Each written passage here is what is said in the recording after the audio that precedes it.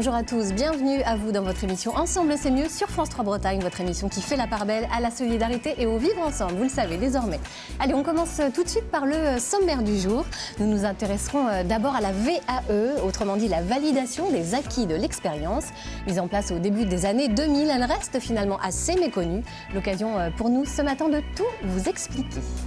Nous recevrons également la chanteuse, harpiste et compositrice bretonne Cécile Corbel qui sort un 8e album le 29 mars. Enfant du vent, c'est son titre, est un livre-disque, un pont musical entre culture celtique et japonaise qui nous transporte, vous le verrez, dans le monde de l'enfance. Il crée des ponts, lui aussi, entre les mots français et bretons. J'ai nommé Maël Le Guenec, il nous dira tout de l'univers onirique de Cécile Corbel. Et puis il sera question de la 13e édition des Trophées Bretons du développement durable, sous l'égide entre autres de l'ADEME Bretagne.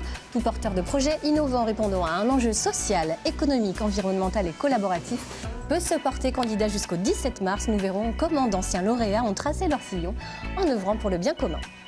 Sans oublier l'agenda culturel de Sabine Marie-Mur qui nous a préparé une jolie sélection d'événements qui se passeront ce week-end sur notre territoire.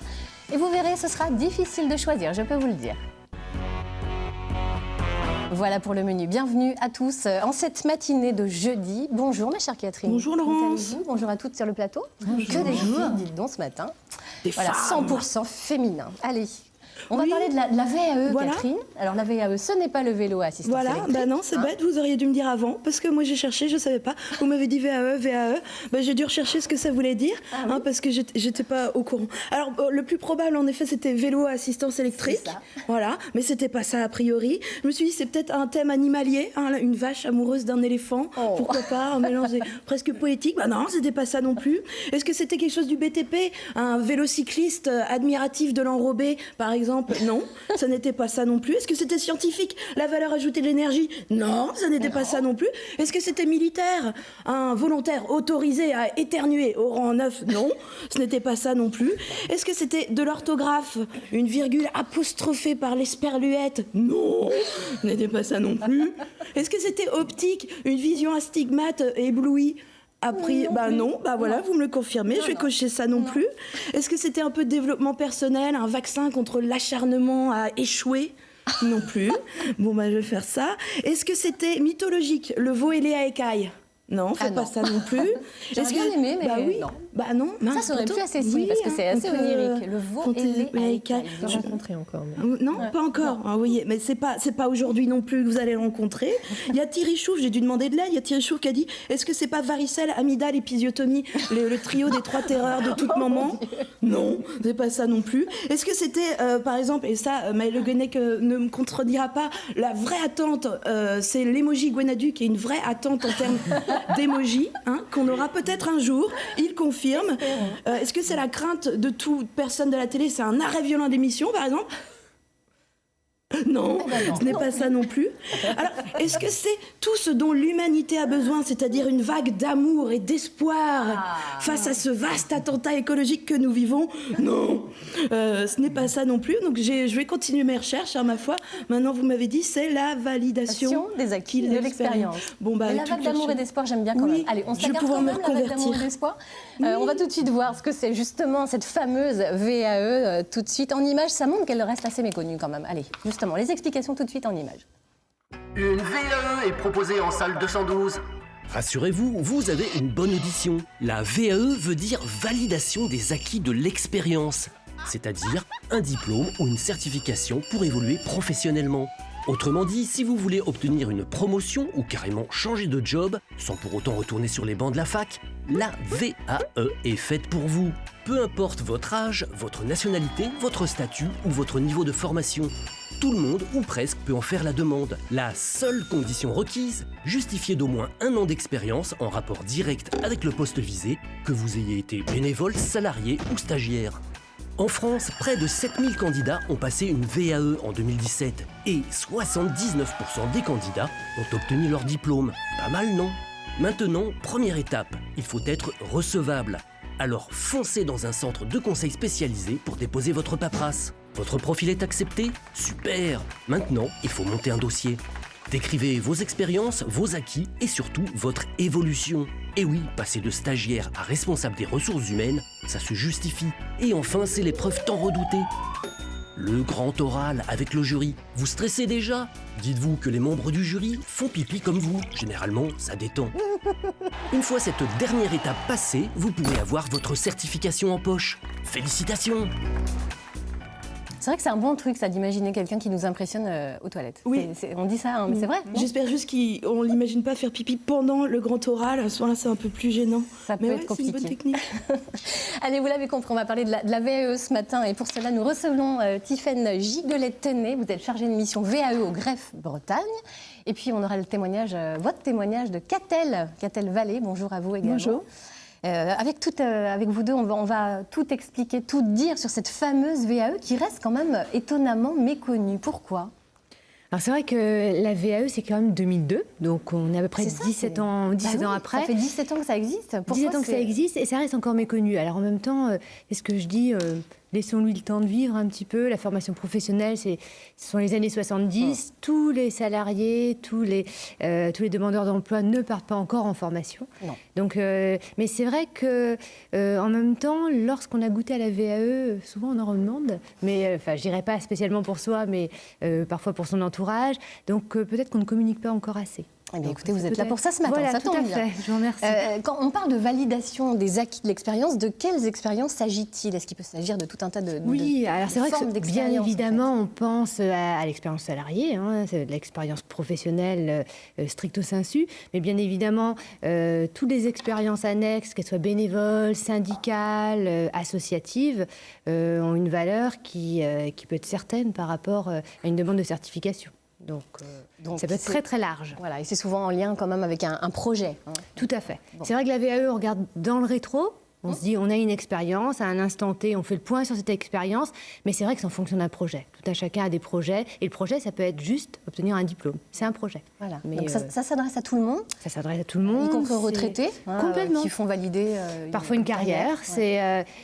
c'est aussi, ça met parfois un point d'arrêt, puis on passe à autre chose. Donc ça, on pense notamment aux retraités, mais c'est vrai que ça s'adresse à tout le monde. Il n'y a pas de condition d'âge, pas de condition de statut. C'est très ouvert. Très ouvert. Seulement les 1 an d'expérience quand même. Voilà, ça c'est la En condition. rapport direct avec la certification demandée. D'accord. Alors vous le savez, tous les jours, hein, vous téléspectateurs, vous pouvez nous poser vos questions. Eh bien, ce matin, nous avons une question de Frédéric. On va l'écouter tout de suite. Bonjour, je m'appelle Frédéric, j'habite à Saint-Maugan, près de Rennes. J'ai passé un BTS Management des unités commerciales grâce à la VAE dans un cadre personnel. Et ma question est la suivante. Est-ce qu'un employeur peut exiger d'un salarié de passer un diplôme grâce à la VAE ? Alors, Pas du tout, c'est un Pas droit du tout. individuel. Alors l'employeur peut conseiller la VAE, peut en parler, mais c'est vrai que c'est le salarié qui va décider. Donc c'est pas un motif de licenciement, c'est pas une obligation, c'est vraiment d'obligation. un droit individuel. alors justement, puisqu'on parle de droit individuel, je vais me tourner vers vous, Catel. C'était votre décision de faire une VAE. Vous allez nous expliquer un petit peu dans quel domaine et quel est votre parcours. Oui, moi je n'ai pas du tout été effectivement poussée par mon employeur. J'occupais à l'époque le poste de responsable des ressources humaines dans une entreprise de 300 salariés. Je n'avais nullement de diplôme lié au RH. J'avais un BTS d'assistante de direction. Et en fait, c'était une volonté de ma part d'avoir ce diplôme pour avoir, je dirais, asseoir une légitimité sur ce poste-là, d'une part. Et d'autre part, il est aussi important, parce qu'en France, vous savez, c'est franco-français de vouloir et d'exiger des diplômes, c'était d'avoir ce diplôme par rapport à l'employabilité future. Voilà. Donc moi, je n'avais aucune demande express. J'ai pas mieux rempli mon poste après qu'avant. Mais je voulais avoir au moins cette licence et effectivement avec aussi la possibilité d'aller derrière sur un master. Il n'y avait pas d'objectif financier, vous pensez ? Aucunement. D'ailleurs, ça n'a rien changé après ? Ça n'a rien changé, Ça n'a non, rien bien changé. sûr. C'était vraiment un objectif personnel. D'accord. Vous avez mis combien de temps à la faire, cette VAE ? Alors, je pense que je suis un petit peu en dehors des chemins classiques, puisque j'ai dû décider en mars de faire cette VAE. J'ai déposé mon dossier dès mars de demande. J'ai eu un acceptation immédiate et j'ai travaillé en dehors du travail à plein temps, entre guillemets, tout le temps, pendant 2 mois. Les soirs, les week-ends, tout le temps. Les soirs, les week-ends, tout le temps. Les week-ends de mai, moi j'avais 2 jeunes enfants à l'époque, 4 ans, 6 ans. Non, j'ai fait que ça pendant 2 mois. Et donc, avant de présenter ce dossier devant un jury, en juin, me semble-t-il, et donc, moi, j'ai eu de la chance puisque j'ai obtenu l'ensemble des modules de cette VAE et que j'ai eu mon diplôme tout de suite sans avoir besoin de retourner sur les bancs de l'école. D'accord. Alors ça, c'est un élément important à ce que vous soulevez parce qu'on va voir un petit peu comment ça se passe. En fait, qui décerne les diplômes? Est-ce que ça peut être validé en une seule fois? Est-ce qu'il faut retourner, entre guillemets, à l'école? Vous allez nous expliquer un petit peu tout ça, Tiffaine, les démarches. Alors, c'est vrai qu'il y a plusieurs acteurs qui rentrent dans ce dispositif. Alors, ceux qui délivrent des diplômes, on appelle ça les certificateurs. Donc, alors bien évidemment, on pense à l'éducation nationale, mais tous les ministères. Ministère du Travail, de la Défense, de la Culture, de l'Agriculture, j'en oublie, des Affaires sanitaires et sociales, et des écoles. Donc tous ces acteurs délivrent des diplômes, donc reconnus par l'État, inscrits au RNCP, le Répertoire national de la certification professionnelle. Donc, mais qui peuvent être validés en une fois ou pas. Voilà, c'est-à-dire en fonction de... c'est en une fois. Voilà. Lorsque l'expérience est suffisamment riche, lorsqu'il y a une vraie adéquation entre l'expérience et le diplôme demandé, ou la certification, le diplôme peut être validé en totalité. C'est ce qu'on appelle une VAE totale. Ce diplôme a la même valeur qu'un diplôme obtenu par la voie de la formation initiale ou de la formation continue. Donc, mais ce diplôme peut être aussi obtenu partiellement, lorsque des manques, entre guillemets, sont identifiés par les membres du jury, qui sont des professionnels, c'est important de le noter, ces membres de jury sont des professionnels et des enseignants formateurs du diplôme. Donc lorsque des manques sont identifiés, il y a plusieurs scénarios possibles en fonction du profil du candidat. Parce que c'est vrai que c'est important aussi de le noter, on n'est pas sur des promotions. On est sur de l'individuel. Voilà, on est sur l'individualisation de parcours, donc ça c'est important. Donc en fonction du profil de la personne, de ses manques, soit il y aura un retour en formation pour les modules manquants, soit un stage, soit une expérience à enrichir. Vraiment, les membres du jury sont souverains et sont souverains dans leurs préconisations. C'est vraiment du cas par cas. Qui finance la VAE? C'est aussi une question importante. Ça, voilà, bien évidemment. Alors, ce qui coûte dans la VAE, c'est l'accompagnement. Parce que, alors là, je conseille à 100% de se faire accompagner. Je devrais me lancer dans une VAE, je connais la VAE, mais je me ferai accompagner. Parce qu'un regard extérieur est toujours important pour pointer les compétences. Donc, vraiment, ça maximise les chances de valider en totalité la certification. Donc, les demandeurs d'emploi ont droit au financement d'un accompagnateur de la VAE? Complètement. En région Bretagne, donc la région finance l'accompagnement des demandeurs d'emploi. Alors via ce qu'on appelait jusqu'à récemment le chèque VAE, qui s'appelle désormais Qualif VAE, mais donc c'est pareil, voilà. Ce fameux chèque VAE finance la VAE, enfin l'accompagnement de la VAE de ces demandeurs d'emploi, en sachant qu'elle finance des accompagnateurs d'une liste de référence. Donc on retrouverait sur le site du greffe. Donc la liste d'accompagnateurs. Voilà, ce sont des accompagnateurs référencés et on s'est assuré de la qualité de leur accompagnement. Donc, et du côté des salariés, du côté des salariés, ils peuvent mobiliser leur CPF, leur compte personnel de formation. Tout à fait. Lorsque leur employeur est partie prenante, il peut inscrire cela au plan de formation, ce qu'on appelle nouvellement le plan de développement des compétences. Donc il y a plusieurs canaux pour se faire financer, mais c'est vrai qu'il faut mettre l'accent, alors dès le début, dès qu'on pense VAE, à se dire accompagnement. Voilà, accompagnement et quel financement je vais mobiliser. Et dès le montage du dossier. Dès le montage du dossier. C'est vraiment tous ces éléments à prendre en compte dès le début avant de se lancer dans la VAE proprement dite. On a le sentiment que le message que porte la VAE, finalement, c'est jamais trop tard. On peut se lancer à n'importe quel âge. Est-ce que vous, Catel, aujourd'hui, vous conseillez aux salariés de votre entreprise, par exemple, de faire une VAE? Oui, fortement. Enfin, moi, je suis très favorable au VAE. Pourquoi? Parce qu'en fait, quand vous passez un diplôme sur les bancs de l'école, vous avez des connaissances très théoriques. Quand vous faites une VAE et que vous avez un diplôme reconnu par une VAE, c'est que vous avez les connaissances concrètes, vous connaissez le poste, vous avez acquis l'ensemble des compétences nécessaires à. Donc, moi, je crois beaucoup plus à une VAE, de même qu'au dispositif qu'il y a en matière de formation en alternance, qu'à une formation pure et dure, sans mettre les pieds dans l'entreprise, sans connaître les réalités et les activités, les missions liées au diplôme. Merci beaucoup à toutes les deux pour ce beau témoignage. Catherine, du coup, maintenant, ça y est, vous savez ce que c'est la VAE? Maintenant, ça nécessite. J'ai du mal à me défaire de l'image du jury qui urine, mais à part ça, je pense que ça demande un vrai accompagnement efficace et vraisemblablement un amas d'écrits quand même avec beaucoup de papier. J'ai casé 2 fois la VAE. Ça dépend. Vous voyez, par exemple, je pense au ministère du Travail, c'est une mise en situation. Donc, voilà, une mise en situation. Alors, justement, avec des comédiens. Voilà, un jeu de rôle, tout à fait. Donc, c'est vrai que ça dépend. Ça dépend du diplôme demandé. Alors, c'est vrai que plus on monte dans la gamme des diplômes, plus on va aussi évaluer les compétences à l'écrit. Donc, un dossier permet d'évaluer des compétences un petit peu plus académiques en matière d'écrit. Mais vraiment, on a tous les cas de figure. Enfin, moi, je tiens à préciser, en ce qui concerne un niveau licence, que ce dossier demande un travail important, considérable. Tout à fait. Que c'est ça aussi qui peut freiner les éventuels postulants. D'où l'importance de se faire accompagner. D'où l'importance de se faire accompagner. Alors, l'accompagnement, c'est essentiellement sur la méthodologie quand même. Voilà, c'est un guide. C'est un guide.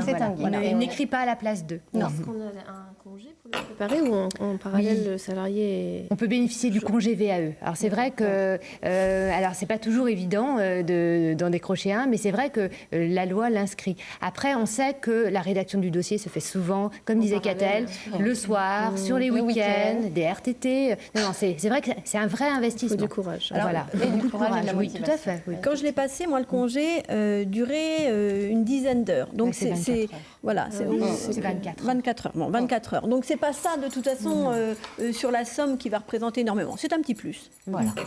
Eh ben merci beaucoup. On sait tout maintenant sur la VAE. Alors je suis pas sûre que Cécile Corbel qui est avec nous ait des week-ends dispo et des soirées dispo tellement, mais bon. Mon rythme, il est à l'envers de tout le monde. Ouais. Je travaille plutôt le week-end et le soir. Ouais, c'est vrai. Alors vous avez beaucoup travaillé sur ce nouvel album, ce 8e album. Il s'appelle Enfant du vent. Il sortira le 29 mars. Avant d'en parler avec vous, on va tout de suite découvrir un petit extrait du clip de Petit Fantôme.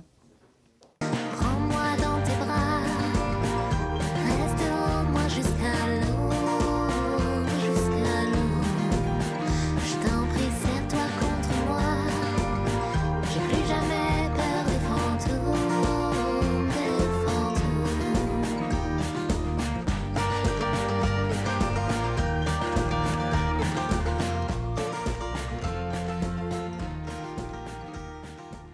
Que c'est joli. Maëlle Le Guenec nous a rejoint. Bienvenue à vous.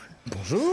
Bonjour. Alors Cécile, on ressent dans ce 8e album un lien encore plus fort entre la culture celtique et la culture japonaise.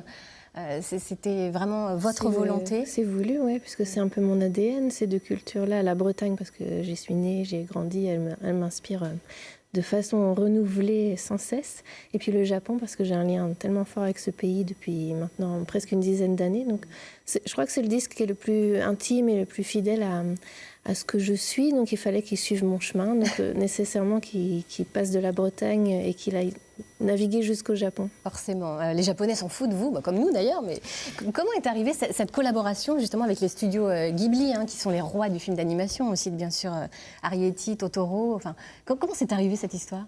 Par magie, j'ai envie de dire. C'est un peu de l'histoire ancienne, puisque cette aventure, elle remonte à 2009 maintenant. Le temps a passé. La chance qu'un de mes albums soit tombé dans les oreilles du producteur du studio. Parce qu'en tant que petite fan dans mon coin, au fond de la Bretagne, j'avais envoyé cet album avec un mot de remerciement pour les films de ce studio que j'admire depuis très longtemps. Et puis les fées se sont emparés de mon disque et l'ont déposé sur le bureau du producteur, et ça a démarré comme ça, par un coup de cœur de sa part en fait. Il n'y a pas vraiment de hasard, jamais en fait. Oh si, parfois. Dans la vie d'un musicien, c'est beaucoup la chance et le hasard, je crois. Les fées ont bien bossé en tout cas. Ouais. Alors vous nous revenez avec un nouvel album, donc on l'a dit, Enfant du vent, un livre-disque, un nouvel album qui est un disque voyageur, maternel, parce qu'il y a des choses qui ont changé dans votre vie depuis 3 ans. Un peu, oui, c'est votre petit garçon, l'enfant du vent, qui porte aujourd'hui l'inspiration en vous ? Je crois que c'est lui beaucoup, parce que à son contact, je m'émerveille chaque jour qui passe. Et un bonheur et donc une inspiration. C'est moi aussi l'enfant du vent, parce que je suis depuis toutes ces années assez voyageuse et que je me suis laissée porter beaucoup au gré du vent. Et puis c'est aussi tous les gens qui vont l'écouter, ce disque, tous ceux qui ont gardé une petite part d'enfance et qui ont envie de de se laisser porter avec moi au fil des chansons. Il y a des chansons mélancoliques, il y a des chansons pour danser, il y a de la joie, il y a des berceuses. C'est vraiment un disque pour accompagner la vie quotidienne. C'est un disque qui nous enveloppe, qui nous transporte. 19 chansons et des duos inédits où vous êtes entouré de voix féminines. Oui, j'ai de la chance depuis que je travaille avec Polydor de faire des belles rencontres. Donc il y a une chanteuse japonaise qui s'appelle Misaki Iwasa, qui est une chanteuse de enka. C'est un peu l'équivalent pour le Japon de nos musiques traditionnelles qu'on a en Bretagne. Eh bien, le enka au Japon, c'est la musique traditionnelle. Donc il y avait vraiment du sens à faire ce duo. Et elle a une voix qui matche vraiment bien avec la mienne, je suis assez ravie. Et puis il y a une autre voix dont je suis très fière qui collabore sur une des chansons, c'est Natacha Saint-Pierre, alors côté Québec, là pour le coup. Ouais. Et on reprend une chanson enfantine qui vient de là-bas, justement. Là, le bon vent. Oui. Encore le vent. Toujours, encore et toujours. Oui. Vous êtes aussi entouré d'une chorale d'enfants.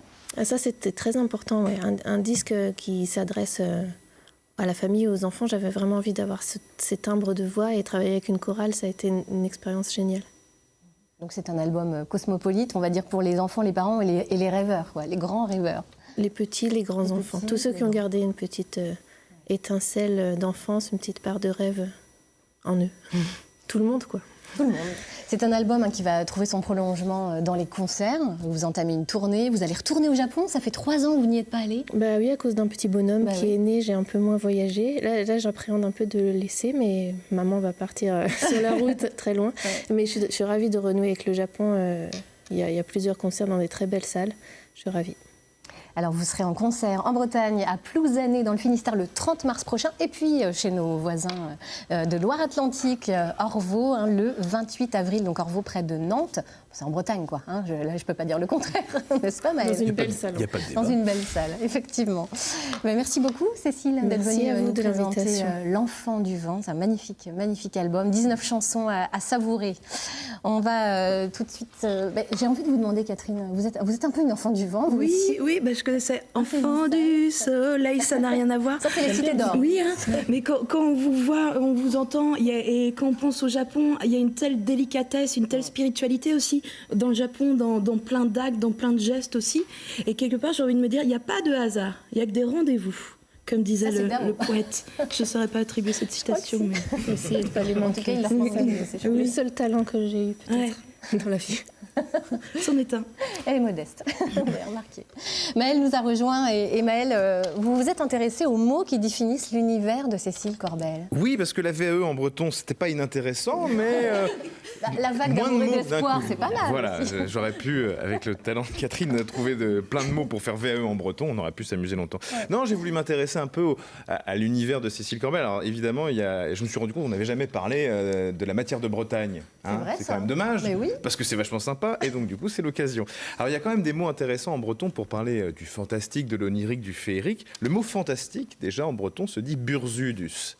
C'est joli, burzudus, c'est assez marrant. Une légende, c'est mogène, alors vu que c'est du féminin, c'est heurvogène, il y a une mutation. Magique, ud. Ouais, H-U-D, udec pour dire magique au sens... la magie, c'est en udec pour magique. Et puis le rêve en une vraie. Je me suis rendu compte que j'ai oublié de mettre fée, qui est un mot que vous employez beaucoup. Fée, c'est boudique, arvoudique. Boudique. Ouais, c'est pas chouette, c'est pas super chouette. Non, c'est pas. Voilà. C'était quoi en gallois, j'ai trouvé ça. C'est plus joli en gallois, mais je me rappelle plus. Mais c'était plus joli en gallois. Ouais, non. Mais il y a une déesse celte qui s'appelle Boudica. Ça doit être lié à ça. C'est exactement ça. Alors du coup, la matière de Bretagne, donc il y a des mots très intéressants qui viennent pour la plupart d'ailleurs d'abord du gallois et du breton avant d'être en français. Table ronde, c'est en dolgren. Bon là pour le coup, table ronde, on n'a rien de bien magique là-dedans. Chevalier se dit marek. De cheval, pareil, marek. Ouais. Alors Excalibur, c'est quand même assez génial, c'est Khaled Vulch. Là pour le coup, c'est le même en gallois et en breton. Ouais. Wow. Ça c'est le vrai nom. Khaled Vulch, c'est pas mal. Et Arthur, Arzur. Ouais. Alors Arzur qui vient, j'ai mis où ça ? Oui, du mot ours, ars en breton. Ah oui. En fait, ça vient c'est un nom celtique, c'est un prénom celtique, ancien évidemment. Et Arzur, c'est l'ours, donc la force, voilà, la majesté. Ouais. Mais du coup, qui est Arthur ? Le roi Arthur a-t-il existé ? Voilà, c'est évidemment sujet à controverse et à polémique puisque ça pourrait être un héros, un roi légendaire, on va dire, du 5e siècle. En fait, il y a peu d'écrits historiques qui en parlent. Il y a beaucoup d'écrits littéraires qui font mention de lui. Ça aurait été un roi donc, de la fin du 5e siècle, début du 6e siècle, un roi celte qui aurait combattu les Saxons, évidemment, qui voulaient envahir l'île de Grande-Bretagne. Alors on ne sait pas trop s'il était en Bretagne, qui à l'époque est la Grande-Bretagne, ou en Bretagne armoricaine. En tout cas, on sait qu'il aurait régné, s'il a existé, sur l'ensemble, c'est-à-dire tout ce qui était la Bretagne, donc l'Armorique et la Grande-Bretagne. Alors vous êtes en train de nous dire qu'Arthur n'aurait peut-être pas existé, mais un mythe s'effondre sur Je la dis table, que vous peu vous de rendez traces écrites existent, comme à l'époque. Ouais. En même temps, au 5e siècle, on n'a pas grand-chose quand même, faut le dire. Alors, les premières traces écrites, donc littéraires, se trouvent dans un poème gallois du grand barde Aneirin, donc un poème écrit au 7e siècle, donc on a déjà au moins un siècle après, déjà. Donc le poème s'appelle I Godovin. Et Aneirin écrit donc à son sujet, encore une fois pas directement, il écrit qu'il nourrissait, donc il parle d'un de ses personnages, qui nourrissait des corbeaux noirs sur les remparts alors qu'il n'était pas Arthur. Donc ça ne parle pas, même pas directement d'Arthur. Et vu que je sais que vous le voulez, je vous le dis en gallois, ça donne Gorai Brain Divir Kaer, Connibai Evarthir. Arthir pour Arthur. Qui donne en breton Brinidu Avag et Wararamparchou, Petabenag, Manewakeyon, Arzur. Voilà. Après, il apparaît dans d'autres contes gallois, toujours dans la même période, parce qu'ils ont un très très grand patrimoine littéraire au VIe siècle, les Gallois. Et évidemment, ensuite, dans les légendes, mais là on part directement au XIIe siècle. Carrément. On fait un bond dans le temps. Au XIIe siècle, où là, il devient vraiment un personnage folklorique, légendaire, voilà. Et du XIIe, c'est devenu, avec le reste de la matière de Bretagne, Merlin et le reste. Donc, un beau livre en breton, mais il existe aussi en anglais. C'est un livre qui a été publié en 98. C'est une très belle traduction d'Hervé Zobil Kernodo, mais c'est un livre d'abord écrit en anglais. Il y a eu évidemment beaucoup de choses dans la littérature. Bien devant vous, là, comme ça qu'on puisse bien le voir. Voilà. Ah, regardez. Voilà. Il y a énormément de littérature. En tout cas, c'est passionnant. Et voilà, on peut continuer à chercher, savoir s'il a existé. Ça n'empêche pas d'aller faire un petit tour en forêt de Brocéliande. Le centre de l'imaginaire arthurien est un endroit fabuleux, que Cécile Corbel connaît bien, d'ailleurs. Oui, la forêt de Pimpon, très inspirante. C'est inspirant, de moins en moins du fait que c'est de plus en plus connu et touristique, donc il faut y aller au mois de novembre quand il pleut, pour avoir un peu l'esprit... seul et rêveur, je conseille, plutôt qu'au mois d'août. Cela dit, au mois d'août, on peut venir me voir en concert à Pimpon. Voilà. Donc on peut venir au mois d'août et retourner ensuite en novembre. Très bonne idée. Il y a d'autres lieux inspirants pour vous en Bretagne? Comme tout à chacun, c'est un peu là où on a grandi et puis là où on a ses souvenirs d'enfance. Donc moi, je suis vraiment de la pointe Finistère vers la pointe du Raz. Donc moi, j'ai des souvenirs et des balades que je refais avec bonheur dans les Landes, là où c'est encore resté un peu sauvage sur la côte. Bon, on ne dira pas où parce qu'il faut garder le mystère et le secret. Merci Cécile. Merci beaucoup Tiffaine. Merci Maëlle. On va maintenant s'intéresser au développement durable et je vous propose une découverte. À Sarzeau, dans le Morbihan, Michel Leger s'est lancé dans la conception d'objets pour le moins insolites. Vous allez voir ça. Lassé de voir les détritus s'accumuler sur le littoral, ce retraité bricoleur a commencé à fabriquer des poissons géants destinés à accueillir les déchets des promeneurs. On les appelle des poissons poubelles.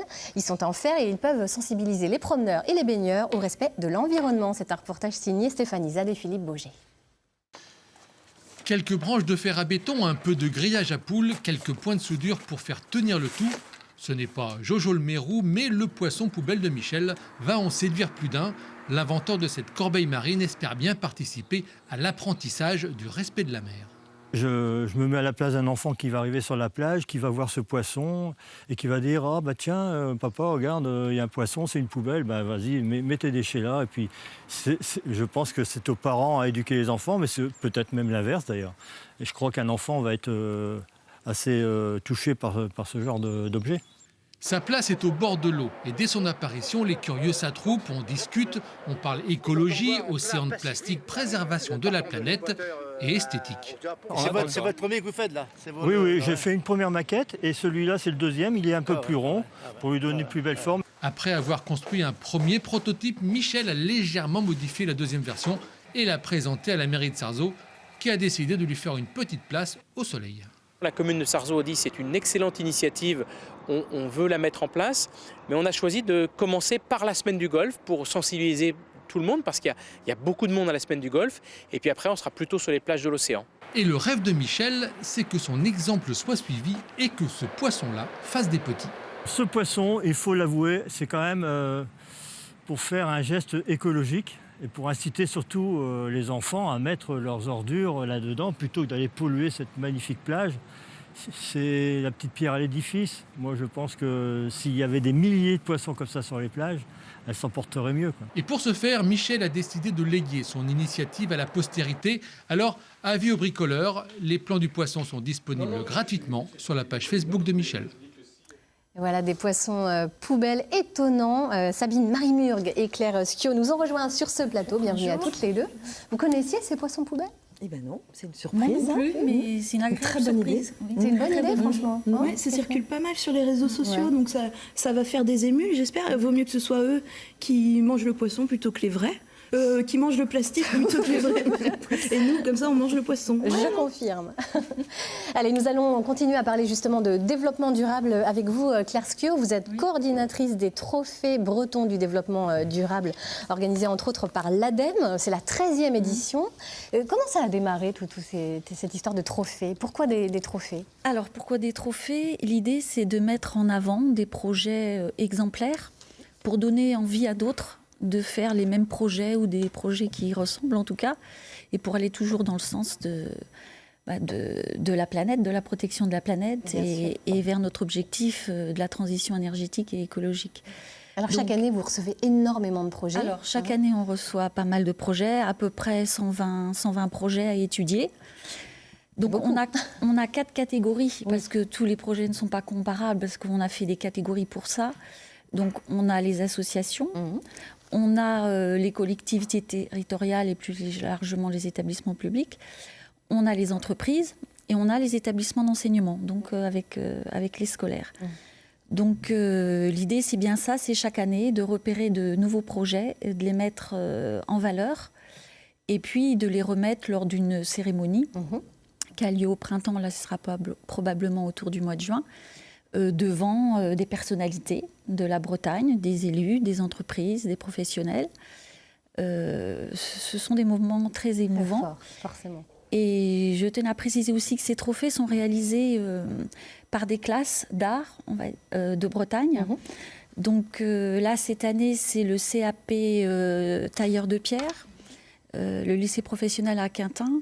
Ça me permet de faire le lien avec la formation dont on parlait tout à l'heure, parce que ce sont des formations, je pense qu'il faut mettre en valeur, qui existent. Et les personnes qui sont dans ces formations ont besoin d'être mises en valeur. Donc quand on remet les trophées, ils viennent présenter comment ils ont travaillé, pourquoi, quelle matière ils ont mis, pourquoi ils ont voulu faire ces trophées. Voilà. Donc c'est... Alors, les porteurs de projets peuvent s'inscrire jusqu'au 17 mars, c'est la date limite. Il reste 3 jours, donc 17 mars minuit, donc c'est pour ça que je suis là aussi pour les inviter à candidater. On s'inscrit sur le site internet qui va s'afficher, trophéedd.bzh. C'est ça. Est-ce qu'il y a des conditions à remplir ? Est-ce qu'il faut que les projets répondent à des dimensions particulières du développement durable ? Alors, ce sont les dimensions du développement durable, de la définition de développement durable. Donc, en fait, il ne faut pas avoir simplement que le côté environnement. Il faut aussi avoir développé le côté social, le côté économique. Et puis cette année, on a un trophée spécifique ensemble. Donc le côté, oui, ça reprend le titre de votre émission, donc vous n'êtes pas contre ce principe. Et donc du coup, le côté collectif est mis ensemble des acteurs du territoire qui travaillent sur le développement durable. Voilà. Écoutez, donc jusqu'au 17 mars pour candidater. Vous avez déjà reçu pas mal de candidatures. Alors, on est à plus de 90 candidatures. Je pense qu'on va approcher des 120 parce que par expérience, les 3 ou 4 derniers jours, ça s'inscrit pas mal. C'est maintenant, justement, qu'il faut aller s'inscrire pour ces 13e trophées bretons du développement durable. On a envie de vous demander, alors, les lauréats des années précédentes, est-ce que vous avez des retours de leurs expériences ? Alors, je sais que, par exemple, qu'il y a à Lannion, Trégor Communauté, une objetterie qui fait pas mal parler d'elle. Alors, cette objetterie, effectivement, elle a été dans la catégorie étabbissement public. Elle a fait partie des lauréats. De l'année dernière. De l'année dernière. Donc, ce projet est intéressant parce qu'il a à la fois le côté environnemental, parce que sur les lieux, de la recyclerie, il y a l'objecterie. Je vous explique après le principe. Ouais. Il y a une plateforme de stockage bois énergie. Il y a des bâtiments qui sont performants au niveau environnemental, thermique, etc. Donc ça rassemblait plusieurs Il a coché conditions. toutes les cases. Voilà. Et puis la case sociale, puisque les ateliers qui travaillent justement les objets, ce sont des ateliers d'insertion. Donc il y a une création, voilà, il y a une création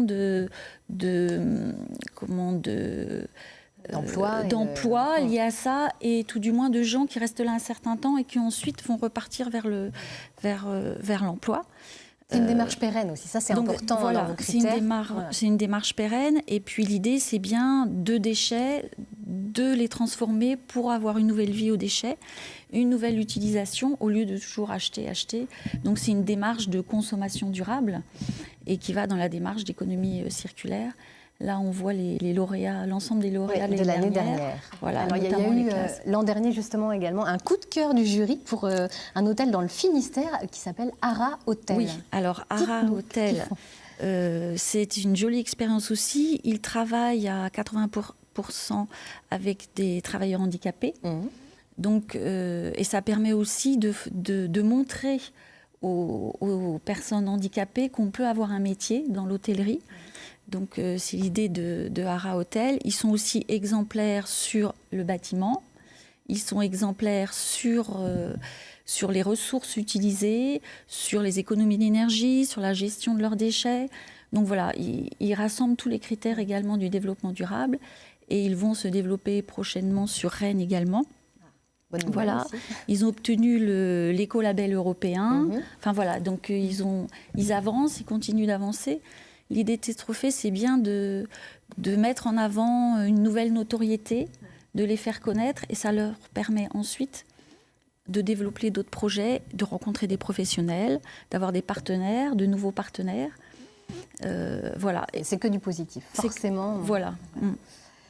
Bah écoutez, mais merci beaucoup. Et puis on rappelle le site de l'ADEME Bretagne également pour toutes les informations complémentaires. Merci à vous, Claire. Je vous en prie. Qu'est-ce que ça vous inspire, Catherine, des trophées comme ceci, et puis les expériences dont nous a parlé Claire? C'est toujours bien de toute façon de mettre en valeur, parce qu'il y en a beaucoup plus qu'on le pense. Et puis, comme vous dites, ça peut inciter les gens à le faire. Mais surtout, si jamais vous hésitez à remplir le dossier, vous pouvez vous dire que le jury aussi fait pipi.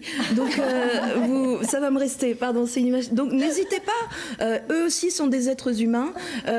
Envoyez vos candidatures. Voilà, j'espère que j'ai aidé la cause du développement en plus, durable. il est très simple, c'est un formulaire en ligne à remplir qui fait 3 pages maximum. C'est plus facile que pour une VAE. Voilà, c'est plus facile. Et je voulais juste repréciser, il faut quand même que les projets soient un minimum aboutis. Il faut qu'on puisse voir une réalisation. C'est-à-dire les gens qui sont en début de projet, que le projet est intéressant, ils gardent ça pour l'année prochaine. Nous, il faut qu'on ait un minimum des projets aboutis pour avoir des premiers résultats de réalisation. D'accord. Alors, on rappelle le site internet trophéedd.bzh, voilà, pour toutes les inscriptions. Merci. Allez, puisque nous évoquions les Bretons qui se bougent pour le développement durable, mais il y a aussi beaucoup de femmes qui se bougent pour monter leur boîte. Créée à Rennes en 2016, Bouge ta boîte, c'est un réseau national de dirigeantes d'entreprises fondé par Marie-Éloi, qui est déjà la fondatrice du réseau collaboratif Femmes de Bretagne. Une découverte signée Catherine Carlier et Jean-Michel Piron. Ok, sur les réseaux sociaux, du coup, Julie, c'est bon sur ces Ne cherchez pas un homme dans ce réseau. Bouge ta boîte, c'est réservé aux femmes entrepreneuses. Un réseau business national, mais qui est né ici à Rennes. Au siège, elles sont une dizaine. Commerciales, directrices de stratégie, graphistes, animatrices de réseaux sociaux, toutes animent ce réseau. L'objectif, c'est de mettre en lien les femmes entrepreneurs, entre 0 et 20 salariés, qu'elles se réunissent entre elles, qu'elles partagent du savoir-faire, de l'expertise, et surtout qu'elles génèrent du business et du chiffre d'affaires, et qu'elles fassent développer leur business. Je vous propose des massages sur mesure. On fait un petit entretien. Tous les 15 jours, les chefs d'entreprise du réseau profitent de la pause déjeuner pour se retrouver dans l'un des 15 cercles créés en Bretagne. Nous élaborons des recettes artisanales à partir de matières premières de qualité. Elles vont s'écouter, s'entraider, faire du partage d'expériences. Pour faire des ateliers phytothérapie, cosmétique. L'idée de se réunir, ça crée l'émulation et ça nous permet aussi de se challenger, se stimuler et de s'entraider s'il y a une petite période de difficulté pour l'une ou pour l'autre. Et j'ai besoin pour le mois de mars de rencontrer ou d'être mise en relation avec 4 entreprises afin de... Chacune à tour de rôle va évaluer son activité et faire jouer le réseau. Comme nous toutes, en fait, on est indépendantes, donc isolées dans nos professions. Je viens rechercher déjà les mêmes problématiques. En fait, on peut échanger sur les mêmes problématiques. On est toutes femmes, on ne vient pas s'isoler des hommes, mais juste partager les mêmes problématiques. On retrouve Anne Guénéguès, la responsable du Fait Maison à Dinard. Il y a un an, pour 600 €, elle s'est inscrite dans le réseau et il y a eu un vrai retour sur investissement. J'ai passé une année là vraiment réorienter la stratégie commerciale et à travailler sur l'image de l'entreprise, autant au niveau du logo que du message à faire passer, que des valeurs. Et aujourd'hui, j'ai vraiment créé une marque propre à mes produits qui est reconnaissable. Bonjour, vous allez bien? Bien et vous? Alors ça s'est bien passé, vu qu'on a les amants. Comme Anne, elles sont 200 en Bretagne, 500 en France, des chefs d'entreprise qui sont prêtes à faire bouger les lignes. Un réseau de femmes en appelle un autre, le réseau Femmes de Bretagne, créé il y a 5 ans. Alors rencontre avec la vice-présidente, Elena Magnéru. La fameuse égalité homme-femme, on n'y est toujours pas et de loin. On n'y est toujours pas et de loin, effectivement. On peut constater en France, en 2018, un écart totalement inexpliqué, inacceptable d'ailleurs, de 9% entre les salaires d'une femme et d'un homme au poste égal. Ces pourcentages montent à 20% pour tout poste par ailleurs. Cela se répercute forcément au niveau des retraites. Une femme touche en moyenne 1 000 €, un homme 1 660 €. À ce rythme-là, on aurait besoin de 215 ans pour arriver à l'égalité femmes-hommes. Il faut être patient quand même. Il faut être patient, mais cela vaut le coup, c'est-à-dire pas forcément d'être patient, mais de l'égalité homme-femme, femmes-hommes, parce que cela pourrait apporter un gain potentiel à l'économie française de 60 milliards d'euros. Alors quels sont les freins ? Alors les freins, c'est d'abord les stéréotypes. Il faut casser les stéréotypes de la mixité, voir la richesse qu'il y a dans la mixité, et notamment pour les femmes aussi, lever le sentiment de manque de légitimité qu'on peut avoir, soit à entreprendre, soit à postuler à des postes à forte responsabilité. D'où l'intérêt des réseaux, l'union fait la force ? Effectivement, les réseaux permettent non seulement de partager les compétences, mais aussi de lever tous ces freins-là sur les sentiments de légitimité, de confiance, et aussi apprendre à aller parler à son banquier, enfin voilà, c'est s'outiller pour entreprendre.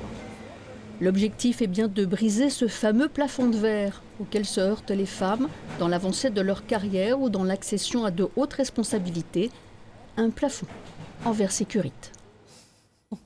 215 ans pour arriver à l'égalité homme-femme, donc ça fait rêver, hein. Les femmes vivent un peu plus longtemps que les hommes, mais pas assez a priori, ouais. Il y a du boulot. Bon, girls power, quoi. Hein, ouais.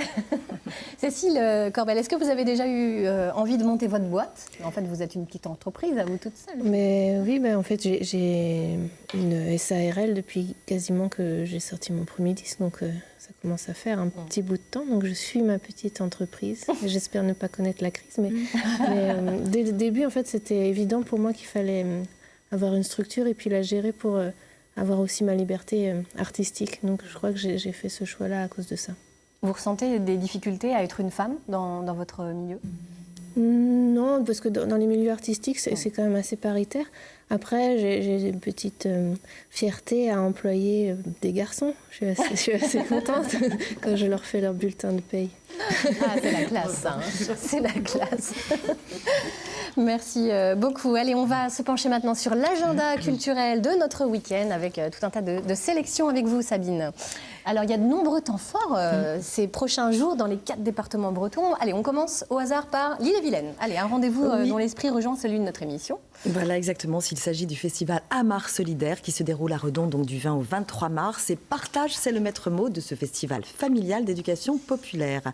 Organisé par la compagnie des Arts de la Rue Les Arrachés, il est dédié à la rencontre autour de spectacles, d'ateliers, de conférences sur différents thèmes dont les principaux cette année sont l'écologie, le handicap et l'égalité, justement, homme-femme. Ah bah là, on y est, effectivement. On y est en plein. Et amarrons-nous les uns les autres, c'est l'un des slogans de l'hymne qui a été créé par le groupe Les C'est Pas Nous, donc un groupe qui sera en concert. Je vous propose de les écouter, le groupe Les C'est Pas Nous.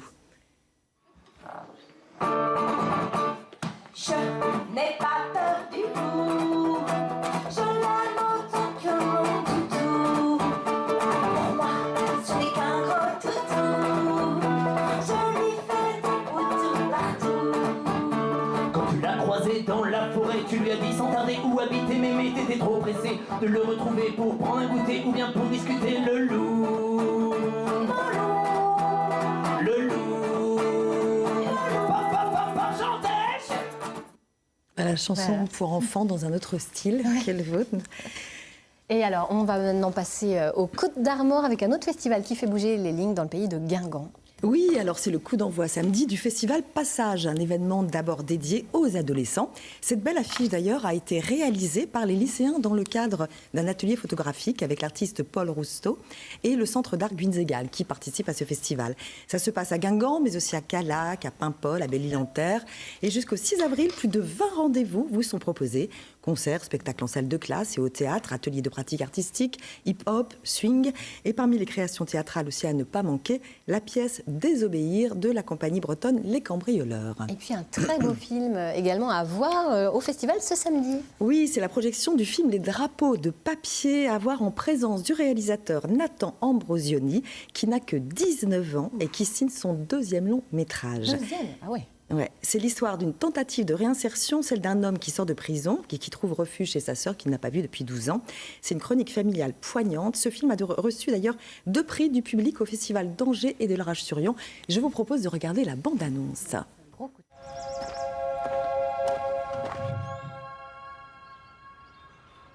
Bonjour. Vous avez eu un suivi psychologique pendant votre séjour? Mon séjour? T'as besoin d'une chambre? Un endroit pour vivre? Tu penses à quoi? C'est papa qui voulait pas que tu viennes me voir. Ça vous a fait du bien de sortir, non? Vous voulez pas aller directement aux questions intelligentes?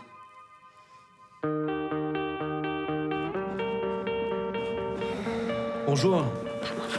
Bonjour, j'appelle pour l'annonce que... Mes expériences. Là, vu que je sors de Centrale, là, j'attends votre appel, là, du coup.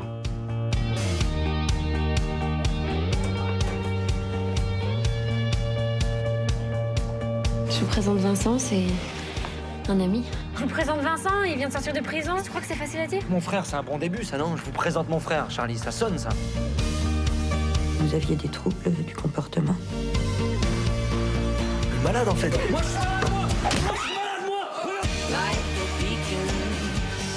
Tu peux pas débarquer de foutre ta merde comme ça. tu crois qu'on m'a appris comment fallait faire pour ressembler à quelqu'un de normal?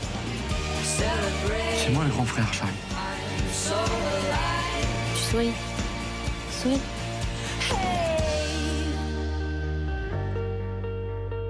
J'ai pas fait d'études, non. En même temps, j'appelle pour tailler des, hein, pas pour trouver un nouveau vaccin. Un film d'une grande force. Hein, ah oui, impressionnant. vraiment impressionnant. Alors, en fait, il a commencé, ce jeune réalisateur, par faire des films d'horreur. Et il a présenté, donc, il n'y a pas longtemps, à Londres, un film. Et après l'avoir présenté, il a dû, figurez-vous, quitter la salle. Parce qu'en fait, il n'avait pas l'âge de regarder son propre film d'horreur. Il n'avait que 16 ans, c'était à partir des 18 ans. C'est Pour vous incroyable. dire, c'est incroyable ce talent. Incroyable. À 19 ans, il n'a pas besoin de VAE, hein. Il sait ce qu'il va faire. C'est bon, tout le reste de sa vie. Wow. Absolument. Et donc, les drapeaux de papier sont à découvrir ce samedi à 20h15 au cinéma. En ouverture du festival Passage. Voilà, exactement. Ouais. Allez, on va maintenant partir dans le Finistère avec vous, Sabine, à la découverte d'une pièce de théâtre étonnante qui est aussi à voir ce week-end. C'est aussi une très belle aventure. Donc, ça s'appelle le Grand Théâtre d'Oklahoma. Et c'est de Madeleine Louarn et de Jean-Pierre Auguste. Et Madeleine Louarn, en fait, qui est une ancienne éducatrice spécialisée, qui a créé en 1984 à Morlaix l'atelier Catalyse, une compagnie de théâtre donc devenue professionnelle et avec des acteurs handicapés mentaux. Et pour sa création, Madeleine Louarn et Jean-François Auguste reprennent à leur compte les derniers et souvent méconnus écrits de Franz Kafka.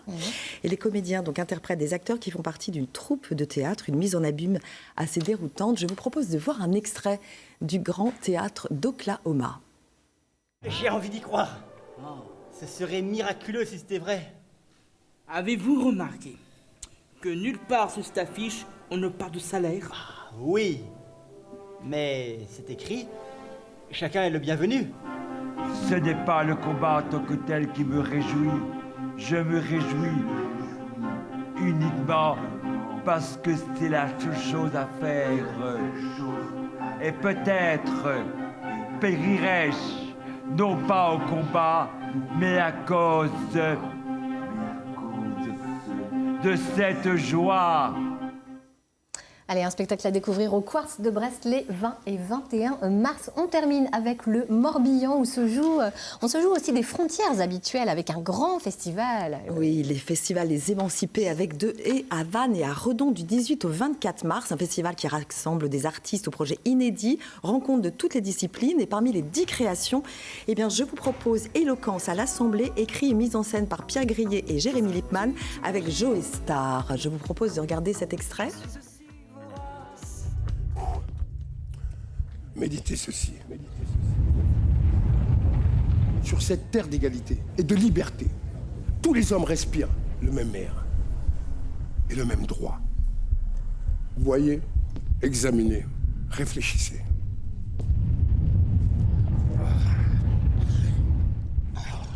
Ce que Paris commence, l'Europe le continue. Bah ouais, sinon si c'est Chrome, ça n'a aucun intérêt.